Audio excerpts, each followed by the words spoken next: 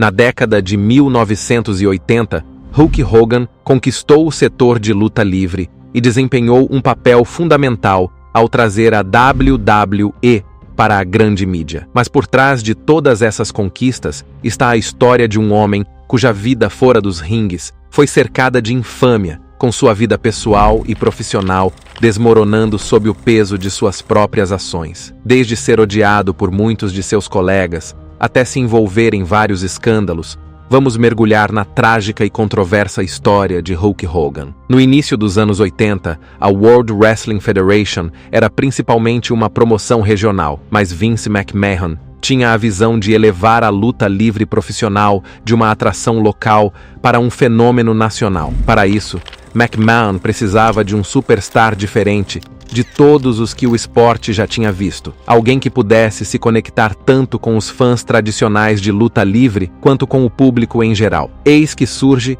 Terry Bollea, também conhecido como Hulk Hogan. Em 1983, depois de um breve e esquecível período como heel, Terry Bollea foi rebatizado como o patriótico Hulk Hogan, maior do que a vida. Com seu bigode loiro, músculos protuberantes e trajes característicos em amarelo e vermelho, Hogan rapidamente se tornou o rosto da WWF. Sua vitória em 1984 sobre The Iron Sheik pelo campeonato da WWF marcou o nascimento da Hulkamania e deu início a uma das eras mais icônicas da história da luta livre. Nos anos seguintes, a popularidade de Hogan disparou. Suas disputas com nomes como Andre the Giant, Macho Man Randy Savage e The Ultimate Warrior são lendas da luta livre. A luta de 1987 de Hogan contra Andre the Giant na WrestleMania 3, em que ele deu uma famosa surra no gigante de 235 quilos, é considerada um dos momentos mais icônicos da história da WWE. Mas, à medida que a década de 1980 chegava ao fim e Hogan se tornava o evento principal de várias WrestleManias, nos bastidores ele também desenvolveu uma reputação de sua incansável vontade de proteger seu lugar de destaque na empresa, mesmo que isso ocorresse às custas de outros lutadores. Um dos exemplos mais evidentes da política de Hogan nos bastidores ocorreu no infame evento principal da WrestleMania 9, em que o Hulkster ganhou o WWE Championship de Yokozuna em uma luta improvisada de 22 segundos, momentos depois de Yokozuna ter derrotado Bret Hart no evento principal. Em sua autobiografia, Bret Hart afirmou que Hogan havia prometido deixar o título. Entretanto, 2 meses após a WrestleMania, Hogan se recusou terminantemente a passar a tocha para Hart. Em seu livro, Hart escreveu: "Você me disse na WrestleMania 9 que ficaria feliz em retribuir o favor e, pelo que entendi, agora você não quer nem trabalhar comigo. Não vai me colocar no topo e eu não estou na sua liga." Hogan ficou ali sem palavras, então eu continuei: "Bem, você está certo. Você não está na minha liga.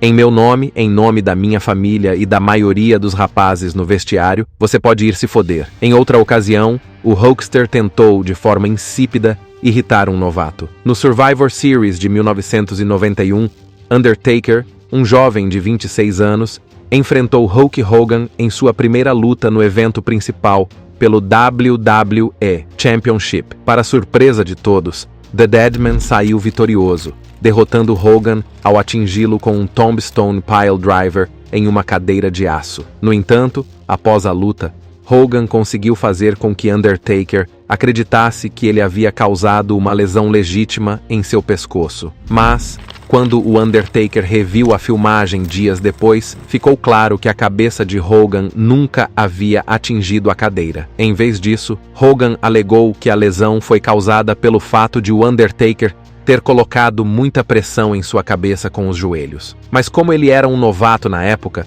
foi melhor para The Phenom não desafiar mais Hogan. Anos depois, The Deadman relembrou o evento em seu podcast, afirmando: "Eu estava pensando, cara, esse vai ser o meu castigo. A WWE vai tirar o título de mim." Terry apareceu e eu disse: "Eu assisti a filmagem, sua cabeça não bateu." Mas ele disse: "Mas você me apertou tanto que quando eu caí, eu não tinha espaço para me mover. Isso torceu meu pescoço. Isso me fez saber tudo o que eu precisava saber sobre quem Hulk Hogan era como pessoa. Embora as manobras de Hogan nos bastidores muitas vezes criassem a livre, logo foi abalado por um escândalo, do qual nem mesmo o poder de estrela de Hogan conseguiu protegê-lo totalmente. O infame escândalo dos esteroides no início da década de 1990. A questão do uso de esteroides era um segredo aberto na WWE. Levaram muitos lutadores a usar substâncias que melhoravam o desempenho. O escândalo veio à tona quando o Dr. George Zahorian foi condenado por distribuir esteroides anabolizantes para lutadores, incluindo as principais estrelas da W.A.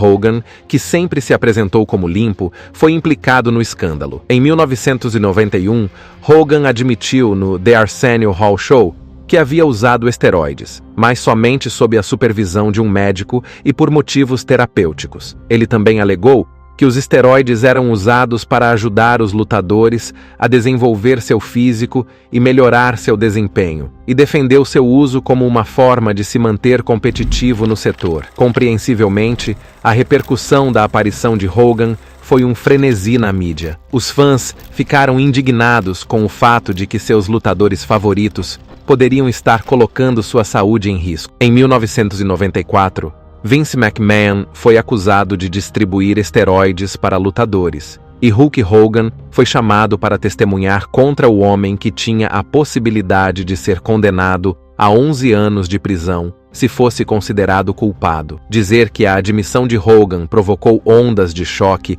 é um grande eufemismo, especialmente considerando que seu mantra era treine, faça suas orações e tome suas vitaminas. Apesar de sua tentativa de minimizar a situação, a admissão foi um golpe significativo para sua imagem, pelo menos por um tempo. No entanto, mesmo antes de o escândalo dos esteroides se tornar de conhecimento público, o início da década de 1990 viu o personagem Hulk Hogan começar a ficar obsoleto, já que estrelas mais jovens como Bret Hart, Shawn Michaels e The Undertaker estavam surgindo. O próprio Hogan também estava começando a mostrar sinais de cansaço criativo e pessoal. Depois de quase uma década no topo do setor, sua atuação estava se esgotando. Em 1993, Vince McMahon estava tentando ativamente afastar a WWE da imagem alimentada por esteroides da década de 1980, em resposta ao crescente escrutínio. Como resultado,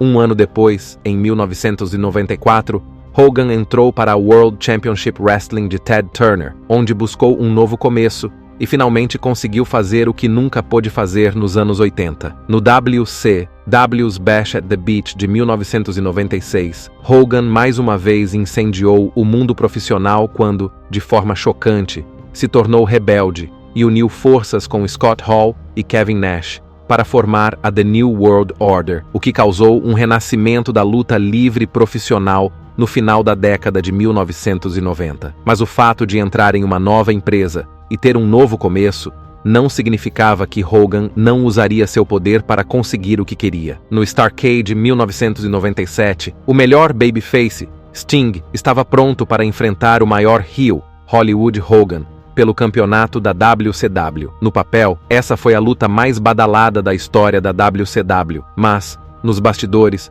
Hogan estava mais uma vez relutante em perder de forma limpa para Sting. Quanto à luta, o confronto em si foi no máximo decente, mas o verdadeiro problema foi o final. O árbitro deveria ter feito uma contagem rápida, enganando Sting e dando a vitória a Hogan. Em vez disso, ele fez uma contagem normal, e Bret Hart, que tinha acabado de estrear na WCW e estava atuando como árbitro convidado da noite, interveio e reiniciou a luta. Sting então derrotou Hogan com o Scorpion Deathlock para ganhar o WCW World Championship. A confusão e a política de Hogan nos bastidores transformaram o que poderia ter sido um momento lendário em uma decepção. No entanto, a chegada de Hogan e de muitos astros populares da WWE levou à histórica Monday Night Wars com a WWE, na qual McMahon estava prestes a fechar as portas, mas as chegadas de Steve Austin e The Rock, juntamente com a transição para a Attitude Era, acabaram ajudando a WWE a levar a melhor no final. Depois que a WWE encerrou as Monday Night Wars, ao adquirir a WCW. Em março de 2001, muitas estrelas da WCW começaram a aparecer no Raw. Então era apenas uma questão de tempo até que a lendária NW o fizesse sua estreia. Embora Hulk Hogan já tivesse ultrapassado o limite de sua aceitação pelos fãs em 1993, a história foi bem diferente quando ele retornou à WWE em 2002, depois de sua passagem pela WCW. Em seu retorno, Hogan reprisou, liderando Scott Hall e Kevin Nash a declarar guerra à WWE. Apesar de a NW ser uma facção de heel, o retorno de Hogan foi tão nostálgico que ele sempre foi recebido com uma grande reação. No entanto, uma coisa engraçada aconteceu na WrestleMania 18. Apesar de ser o heel e enfrentar ninguém menos que The Rock em uma partida Icon versus Icon, o público do estádio apoiou o Hulkster e vaiou impiedosamente The Brahma Bull e, ao final da partida, Hogan era basicamente um babyface novamente. Esse momento preparou o terreno para uma das mais profundas nostalgias da história da WWE, durante a qual Hulk Hogan chegou a ganhar seu último WWE Championship. Em meados dos anos 2000, Hulk Hogan estava no crepúsculo de sua carreira, como um veterano experiente que estava na indústria da luta livre há mais de 20 anos. Mas, mesmo a essa altura, Hogan não estava pronto para deixar para trás sua antiga reputação de político nos bastidores. Em 2005, Hogan estava saindo de uma indução ao Hall of Fame, e foi decidido que ele lutaria com Shawn Michaels em uma rivalidade clássica de cara contra cara. No entanto, a política dos bastidores rapidamente começou a influenciar o enredo, pois Hogan não se sentia à vontade com a dinâmica cara a cara, pois não estava disposto a correr o risco de dividir os holofotes ou ser potencialmente ofuscado por HBK. Como resultado, a WWE teve que transformar Shawn em heel, apenas para que Hogan pudesse ser visto como o melhor babyface da empresa. Nos bastidores, havia planos para que a disputa fosse uma trilogia, com cada superstar vencendo pelo menos uma partida, mas Hogan mais uma vez se recusou terminantemente a perder Michaels, dizendo a HBK: "Isso não funciona para mim, irmão." Sentindo-se desrespeitado, Shawn Michaels tentou se vingar de Hogan por sua política de décadas nos bastidores. Durante a luta no SummerSlam, Michaels ficou famoso por exagerar os golpes de Hogan de forma dramática e exagerada. Cada soco, chute e clothesline fazia Michaels voar pelo ringue. No final, Hogan venceu a luta do SummerSlam, mas parecia que era Michaels quem realmente estava em vantagem durante toda a luta. Depois de sua briga com Shawn Michaels em 2005, Hogan fez aparições esporádicas na WWE, incluindo um curto período em 2006, quando brigou com Randy Orton, culminando em uma luta no SummerSlam, em que ele, mais uma vez, se recusou a colocar o jovem Viper para cima. No entanto, suas aparições se tornaram menos frequentes e, em 2007, o tempo de Hogan na WWE havia efetivamente chegado ao fim. À medida que a carreira de Hogan no wrestling se encerrava, sua vida pessoal começava a desandar. Em agosto de 2007, seu filho Nick Hogan, então com apenas 17 anos de idade, sofreu um acidente de carro devastador. Nick perdeu o controle de seu Toyota Supra por excesso de velocidade, o que levou a um acidente que deixou seu passageiro, John Graziano, que não estava usando cinto de segurança, sofreu danos cerebrais permanentes como resultado do acidente e agora precisa de cuidados em tempo integral para o resto de sua vida. Como Nick era menor de idade na época, muitas pessoas consideraram Hogan responsável pelo incidente. Em 2008, Nick Hogan foi condenado a 8 meses de prisão após se declarar inocente de acusações de direção imprudente. Na mesma época do acidente de Nick, o casamento de Hogan com sua esposa de longa data, Linda, também estava se desfazendo. Após mais de 20 anos de casamento, Linda pediu o divórcio em 2007 e foi relatado que Hogan descobriu sobre seu próprio divórcio por meio da mídia. A separação não foi nada amigável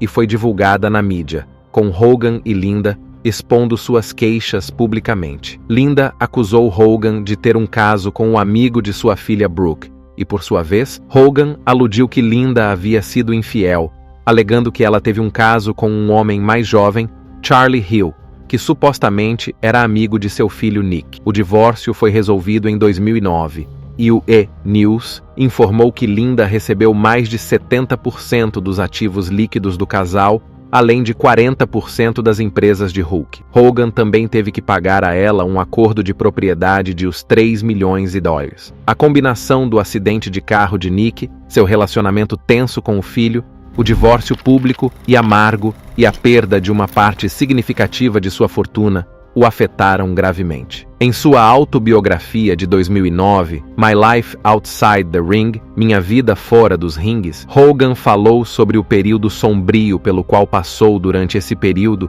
e revelou que pensou em acabar com sua vida. Ele descreveu que estava sentado em sua mansão, sentindo-se isolado e derrotado, com uma arma na mão. Sentiu como se tudo pelo que havia trabalhado, sua família, sua carreira, sua imagem pública, estivesse desmoronando. Ele escreveu: tomei metade de um Xanax e bebi mais um gole da garrafa grande de Captain Morgan que eu havia colocado no balcão. A casa estava vazia, muito silenciosa. Não me dou bem sozinho. Meus filhos não estavam lá. Minha esposa tinha ido embora. Ela já havia ido embora antes, mas isso era diferente. Ela não queria consertar as coisas. Ela pediu o divórcio. Na verdade, procurou um advogado e deu entrada nos papéis depois de 23 anos. Minha mente não parava de repassar tudo isso, repetidamente. Minha filha acha que eu sou o motivo pelo qual Linda foi embora. Há tanta coisa que eu quero que ela entenda, mas ela não quer falar comigo. Ela não quer ouvir meu lado da história. Meus pensamentos se voltaram para meu filho, Nick. Quase 4 meses haviam se passado desde que ele sofreu aquele terrível acidente de carro. E todos os dias desde então, os detalhes daquela noite de agosto eram repetidos em minha mente. Obviamente, eu não me matei, mas cheguei bem perto. E se não fosse por um telefonema completamente inesperado que me tirou daquele estupor, eu poderia ter seguido aquela estrada escura até o fim. E talvez não estivesse aqui escrevendo este livro hoje. O telefonema a que Hogan se refere foi de Laila Ali, sua co-apresentadora no reality show American Gladiators, que o tirou da beira do abismo. Ali entrou em contato para oferecer apoio, lembrando Hogan de seus filhos e das pessoas que ainda se importavam com ele. Após esse período de intensa turbulência pessoal, Hogan se concentrou em encontrar um caminho para a redenção. Em janeiro de 2010, Hogan voltou aos holofotes quando fez sua estreia na TNA. Após a chegada de Hulk Hogan e Eric Bischoff, a TNA fez um movimento ambicioso para competir diretamente com a WWE, mudando o Impact Wrestling para as noites de segunda-feira, tentando recriar o Monday Night Wars. Hogan recebeu um poder considerável na administração da empresa, incluindo o controle criativo e a autoridade para contratar talentos. Ele preencheu o elenco com seus amigos mais próximos, incluindo os Nasty Boys, Bubba the Love Sponge e até mesmo sua filha Brooke. Hogan e Bischoff se concentraram em trazer lutadores mais velhos e conhecidos do passado, muitas vezes dando mais atenção a eles do que as estrelas originais da TNA, como AJ Styles, Samoa Joe e Christopher Daniels, que eram considerados o futuro da empresa. Essa mudança alienou parte da base principal de fãs da TNA e, em pouco tempo, a TNA foi duramente derrotada na guerra de audiência e ficou para sempre manchada com a mácula de ser um produto inferior em comparação com a WWE. Depois de deixar a TNA, Hogan se viu no centro de um escândalo pessoal que, mais uma vez, prejudicou sua imagem pública. Em 2012, uma fita de sexo com Hogan e Heather Clem, que na época era casada com Bubba the Love Sponge, amigo de Hogan, vazou na internet. Sim, esse era o mesmo Bubba the Love Sponge que Hogan havia trazido para a TNA junto com ele. Em 2012, um clipe de 1 minuto e 41 segundos de uma fita de sexo de 2006, supostamente filmada sem o consentimento de Hulk Hogan, foi publicado pelo Gawker e rapidamente se tornou viral. Mas o golpe mais prejudicial ao legado de Hulk Hogan veio das consequências do escândalo do vazamento da fita de sexo. Em julho de 2015, o National Enquirer e o Radar Online publicaram transcrições da fita de sexo em que Hogan foi ouvido fazendo comentários racistas. No áudio, Hogan usou a palavra N várias vezes e fez comentários depreciativos sobre o fato de sua filha Brooke namorar um homem negro. É certo que desde que essa controvérsia veio à tona, muitos fãs não o veem mais da mesma forma. Na esteira desse escândalo, a WWE rescindiu imediatamente o contrato de Hogan, cortando todos os laços oficiais com ele, além de remover seu perfil do site da WWE, retirar suas mercadorias da loja online da WWE e apagá-lo do Hall of Fame da WWE. Em resposta à controvérsia, Hulk Hogan emitiu um pedido público de desculpas, expressando profundo arrependimento por seus comentários. Ele disse: "Há 8 anos, usei linguagem ofensiva durante uma conversa. Foi inaceitável para mim usar essa linguagem ofensiva. Não há desculpa para isso, e peço desculpas por tê-la feito. Não é assim que eu sou. Acredito firmemente que todas as pessoas no mundo são importantes e não devem ser tratadas de forma diferente com base em raça, gênero, orientação, crenças religiosas ou outros fatores. Estou desapontado comigo mesmo por ter usado uma linguagem ofensiva e inconsistente com minhas próprias crenças." Em resposta ao vazamento da fita, Hulk Hogan entrou com uma ação judicial contra a Gawker Media e pediu $100 milhões em indenização por invasão de privacidade, angústia emocional e violação de seus direitos de publicidade. A equipe jurídica de Hogan argumentou que a publicação da fita pelo Gawker foi uma violação flagrante de sua privacidade e que o site não tinha o direito de lucrar com sua vida pessoal. A Gawker, por outro lado, defendeu suas ações invocando a primeira emenda, alegando que o vídeo era digno de notícia e que sua publicação estava protegida pela liberdade de imprensa. A equipe jurídica da Gawker argumentou que Hogan era uma figura pública e que sua vida sexual era um assunto de interesse público, especialmente devido ao seu status de celebridade e ao fato de que ele já havia falado abertamente sobre sua vida pessoal na mídia. O julgamento, que ocorreu em 2016, tornou-se um espetáculo na mídia, e o júri acabou concedendo a Hogan R$140 milhões. Apesar dessa vitória legal, que levou à falência da Gawker e ao seu eventual fechamento, o dano à reputação de Hogan já havia sido causado. Após anos de ostracismo e exílio da WWE, Hogan foi reintegrado ao Hall of Fame em 2018. A WWE citou seus esforços para trabalhar com várias comunidades e organizações para aumentar a conscientização sobre a sensibilidade e a reconciliação racial. Hogan foi convidado a se dirigir à equipe nos bastidores durante o pay-per-view Extreme Rules, em julho de 2018. Essa reunião foi uma oportunidade para Hogan se desculpar diretamente com os talentos e explicar suas ações. Ele falou sobre a importância de estar atento às suas palavras e ações, especialmente na era da mídia social, onde tudo é registrado e analisado. Entretanto, nem todos na WWE perdoaram Hogan rapidamente. Em especial, vários lutadores afro-americanos permaneceram céticos. O New Day, em particular, divulgou uma declaração no Twitter expressando sua indiferença em relação ao pedido de desculpas de Hogan. A declaração conjunta dizia: "Estamos escrevendo isso simplesmente para dar uma resposta aos muitos que nos bombardearam com perguntas sobre nossa posição em relação a esse assunto. Como nos sentimos? Indiferentes. Não estamos felizes, nem tristes, nem irritados, nem ressentidos.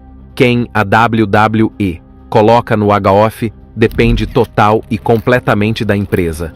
E do ponto de vista de sua carreira, não há como discutir se Hogan deve ou não ter seu lugar. Em um nível pessoal, quando alguém faz comentários racistas e odiosos sobre qualquer raça ou grupo de pessoas, especialmente no grau que Hogan fez sobre nosso povo, achamos difícil simplesmente esquecer, independentemente de quanto tempo tenha passado ou da situação em que esses comentários foram feitos. Dito isso, suas reintegrações dos fãs continuam divididas até hoje. Hoje, o legado de Hulk Hogan no wrestling profissional é complexo. Por um lado, ele é uma das figuras mais influentes da história do esporte, e é difícil imaginar o que a WWE teria se tornado sem a sua presença. No entanto, sua queda em desgraça é marcada por mentiras ultrajantes, alegações desmentidas, controvérsias escândalos e acusações de usar sua influência nos bastidores para conseguir o que queria. No final, sua história serve como um conto de advertência sobre os perigos da fama,